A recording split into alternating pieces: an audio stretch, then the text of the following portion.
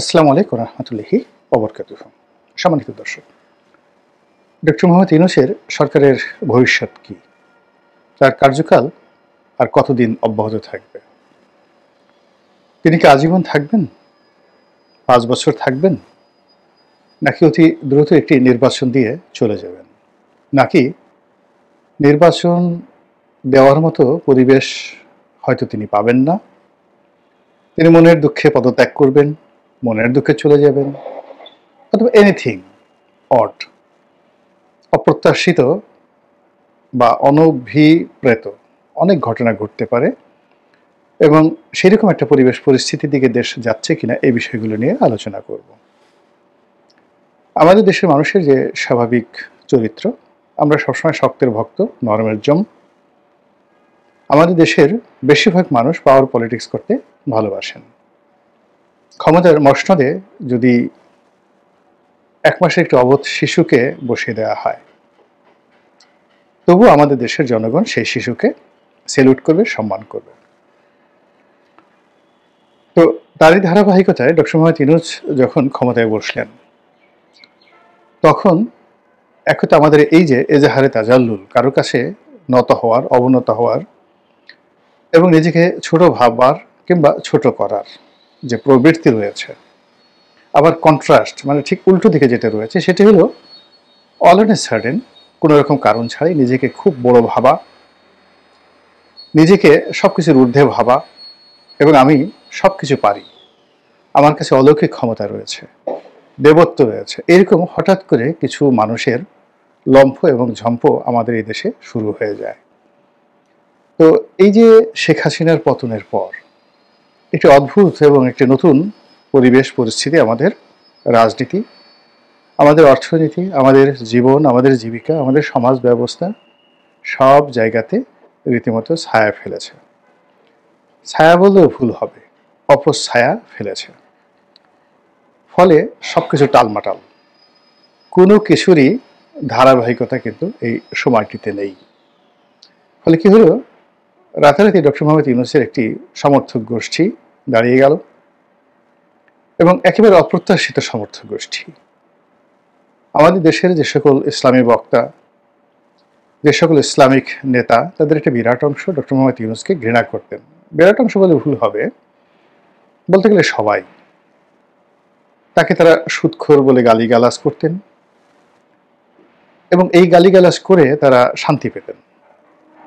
আর আরেকটি অংশ ছিল এই আলেম ওলামাদের মধ্যেই যারা শেখ হাসিনাপন্থী, তারা গত 15 বছর ধরে এই মানুষটিকে পৃথিবীর সবচেয়ে একটা নিকৃষ্ট প্রাণী রূপে প্রমাণ করার জন্য যতই রকম বিশ্রী এবং কুশ্রী গালাগাল দেওয়ার দরকার তারা সবই দিয়েছেন।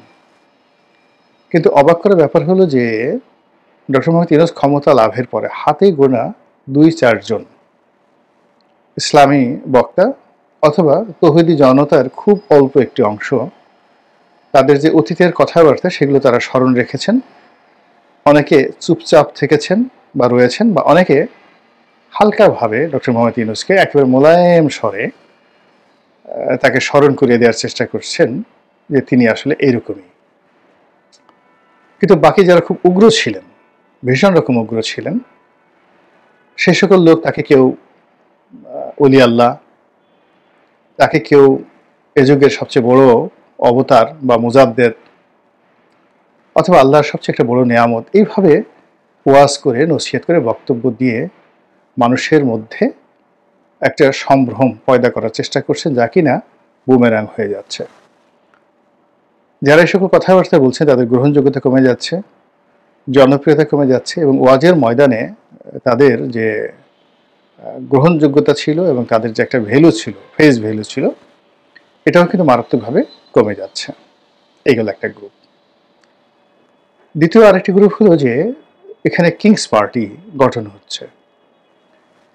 পাকিস্তান জমানাতে আইয়ুব খানের আমলে যেভাবে বাংলাদেশে একটার পর একটা শিল্প কলকারখানা গঠিত হতো, বলতে গেলে প্রতিদিন 2টো করে ভারী শিল্প, 10 বছরে প্রতিদিন 2টো করে ভারী শিল্প এই পূর্ব বাংলায় 1958 থেকে 68 পর্যন্ত এই 10 বছরে এই প্রতিদিন 2টো করে গড়ে ভারী শিল্প স্থাপিত হতো বলে বিভিন্ন লোক বলার চেষ্টা করেছেন। অর্থাৎ তখন শিল্প কলকারখানা ব্যবসা বাণিজ্য উন্নয়নের রীতিমতো জোয়ার বয়ে গিয়েছিল এবং 1968 সনে তিনি উন্নয়ন দশক পালন করেছিলেন তার ক্ষমতার সেই 10 বছর পূর্তি উপলক্ষে। তো এখন সেই উন্নয়ন দশকের মতো করে এই জমানাতে কিংস পার্টি গঠন হচ্ছে প্রায় প্রতিদিনই, এবং অদ্ভুত অদ্ভুত সব মানুষ, অদ্ভুত অদ্ভুত সব নাম, অদ্ভুত তাদের কথাবার্তা এবং অদ্ভুত তাদের পোশাক এবং পরিচ্ছদ।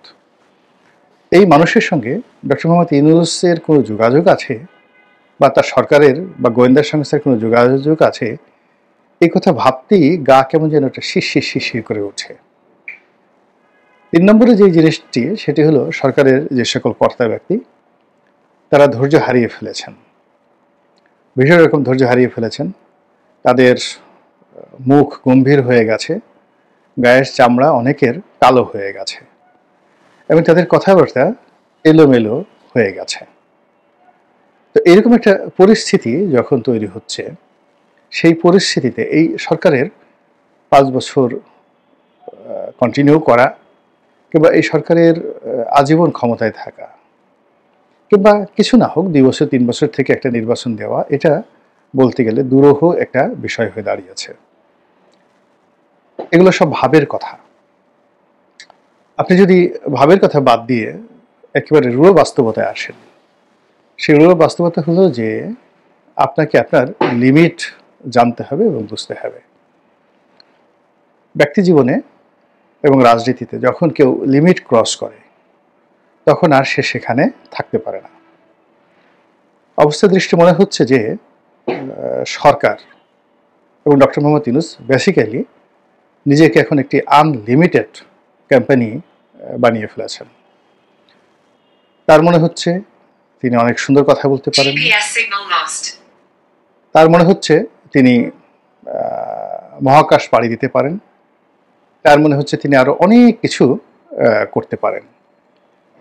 এর ফলে কি হচ্ছে, তিনি যে জিনিসটি জানেন না, যে জিনিসটি বোঝেন না এবং যেটা তার কর্তব্য এবং ধর্তব্যের মধ্যে পড়ে না, এই বিষয়গুলোর সঙ্গে তিনি জড়িয়ে গেছেন এবং তার কাছে মনে হচ্ছে যে এই কাজগুলো করলে দেশের হয়তো ভালো হবে, তিনি অমরত্ব লাভ করবেন, আর তার চোখে উন্নত বিশ্বের যে যাকে বলা হয় ঝকঝকে তকতকে রাস্তাঘাট, পরিপাটি বিমানবন্দর, শুনশান যে একটা বাহ্যিক অবস্থা এবং মানুষের যে নির্ভর জীবন, এটি তার মন এবং মস্তিষ্কে রীতিমতো ভর করেছে।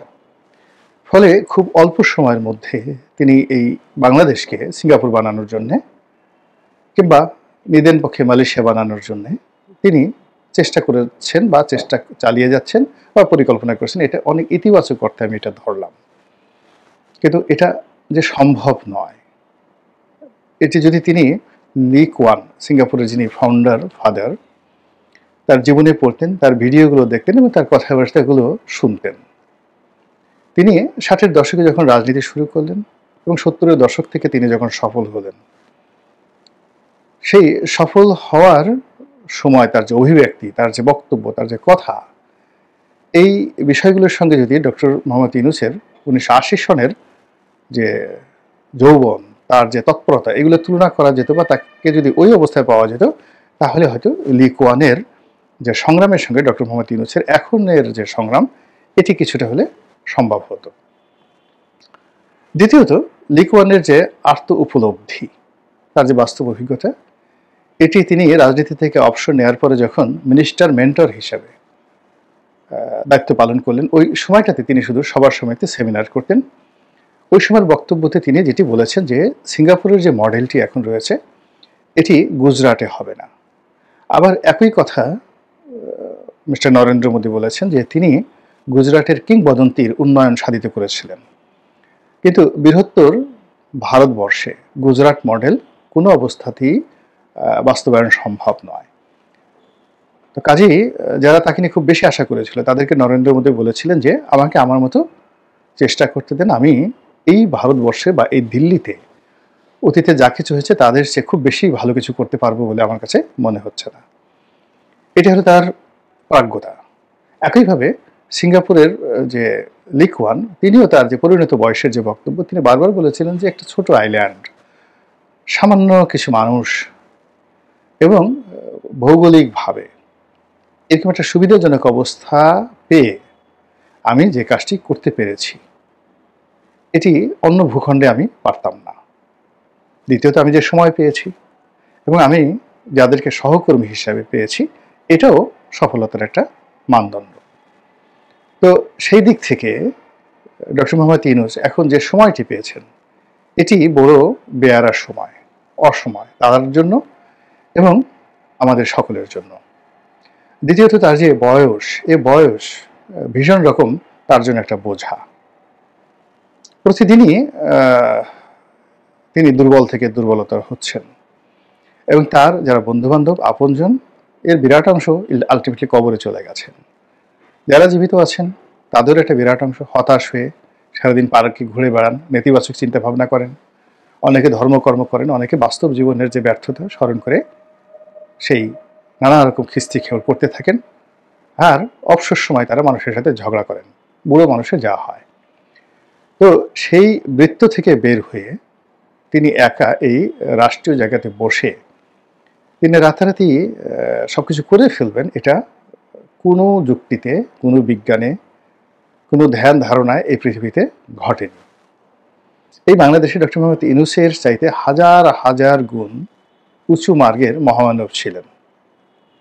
পাল বংশ 400 বছর এই বাংলা শাসন করেছেন এবং এই বাংলার এখনের যে ভূখণ্ড তার কম করে হলো 20 গুণ বড় ভূখণ্ড, অর্থাৎ বাংলা, বিহার, উড়িষ্যা, তার সঙ্গে সঙ্গে ভারতের যে 7 সিস্টারের বিরাট অংশ, এইগুলো মিলিয়ে অর্থাৎ এখন বাংলাদেশের যে ভূখণ্ড তার চেয়ে 20 গুণ ভূখণ্ড 400 বছর ধরে পাল সম্রাটরা শাসন করেছেন। সেন সম্রাটরাও ঠিক একই শাসন করেছেন। হর্ষবর্ধনের সময় এই বাংলাকে কেন্দ্র না করলে উজ্জয়িনী কে কেন্দ্র করে তিনি একটা বিরাট সাম্রাজ্য গড়ে তুলেছিলেন। তারপর শশাঙ্কেরও একই অবস্থা, সেই 600 শতাব্দীতে, মানে মোহাম্মদ রসুল্লাহ সাল্লাল্লাহু আলাইহি সাল্লামের জামানাতে। এরপর সুলতানি আমল, মুঘল আমল, ইংরেজ আমল, এই বাংলায় বহু বড় বড় মানুষ এসেছেন। এমনকি পাকিস্তান জামানাতেও এই বাংলাতে গভর্নর হিসেবে, প্রধানমন্ত্রী হিসেবে অনেক বড় বড় মানুষ দায়িত্ব পালন করেছেন শুধুমাত্র পূর্ববঙ্গে।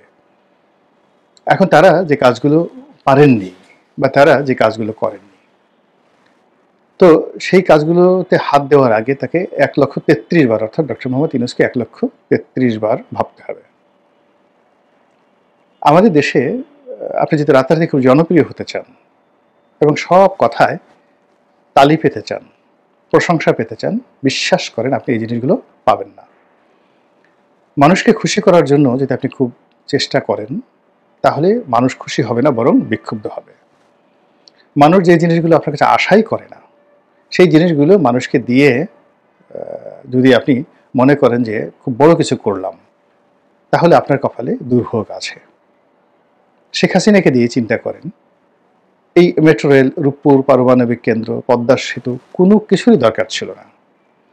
এই কাজ করতে গিয়ে তার অহংকার বেড়েছে, এই কাজ করতে গিয়ে সরকারের দুর্নীতি বেড়েছে, ব্যাপ্তি বেড়েছে, দলের মধ্যে সুবিধাভোগী শ্রেণী তৈরি হয়ে গেছে এবং তার যে মূল রাজনৈতিক যে থিম এটার থেকে তিনি সম্পূর্ণ আলাদা হয়ে গেছেন। ফলে কি নির্মম এবং নিষ্ঠুরভাবে সেখান থেকে তাকে চলে যেতে হয়েছে।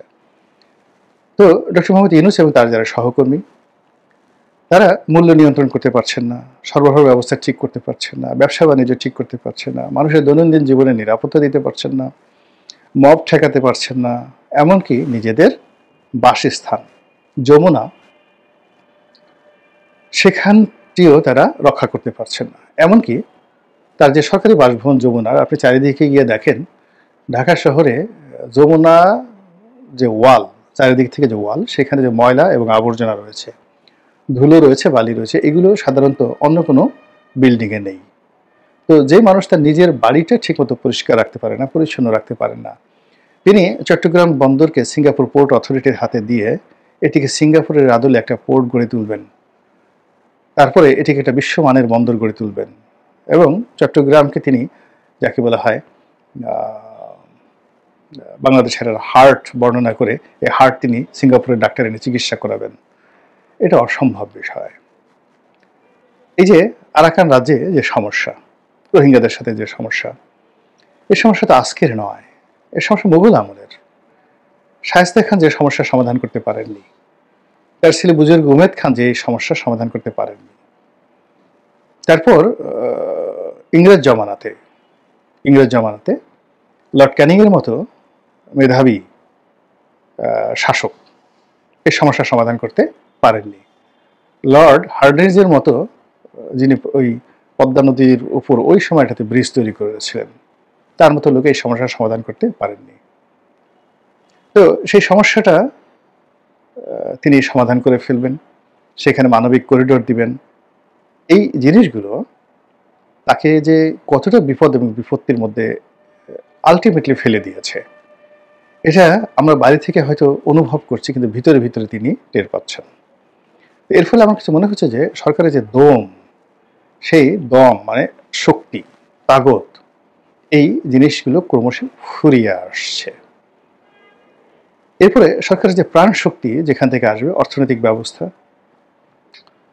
এবং আমলাতন্ত্রের যে কৌশল এবং আইনশৃঙ্খলা রক্ষাকারী বাহিনীর সহযোগিতা এবং সরকারের যে গোয়েন্দা বিভাগগুলো রয়েছে, সেই গোয়েন্দা বিভাগগুলোর একেবারে যাকে বলা হয় সহযোগিতা, এটি তিনি প্রথম দিন থেকে পাচ্ছেন না এবং এখন পর্যন্ত তার কোনো লক্ষ্য নেই পাওয়ার। অথচ এই জিনিসগুলো, অর্থাৎ গোয়েন্দা রিপোর্ট ছাড়া, গোয়েন্দা বাহিনীর সহযোগিতা ছাড়া এবং গোয়েন্দা কর্মকর্তাদের যাকে বলা হয় তার পক্ষে স্বতঃস্ফূর্ত যে পারফরমেন্স বলা হয়, সেই পারফরমেন্স কনফার্ম না করা পর্যন্ত তার পক্ষে আসলে তার যে দুরাশা, উচ্চাভিলাষ, এগুলো তো দূরের কথা, তার যে দৈনন্দিন কর্মকাণ্ড, এই দৈনন্দিন কর্মকাণ্ডই চালানো সম্ভব নয়।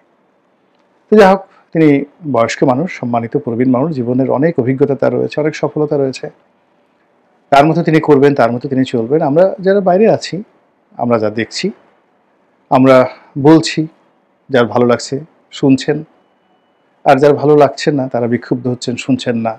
এটাই গণতন্ত্র। মহান আল্লাহ আমাদের সবাইকে হিদায়াত দান করুন এবং হেফাজত করুন। আসসালামু আলাইকুম ওয়া রাহমাতুল্লাহি ওয়া বারাকাতুহু।